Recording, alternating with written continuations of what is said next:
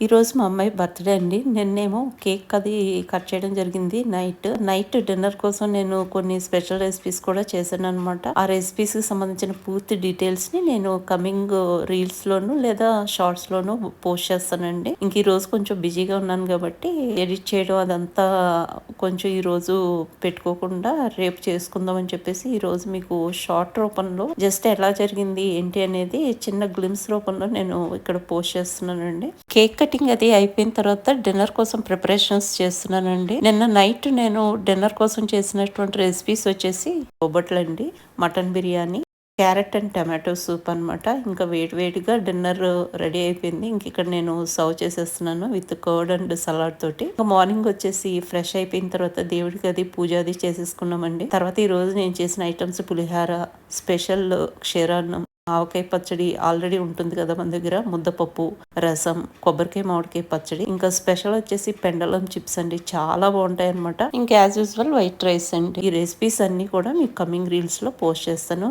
Thank you అండి. మళ్ళా కలుస్తా నెక్స్ట్ రీల్ తో.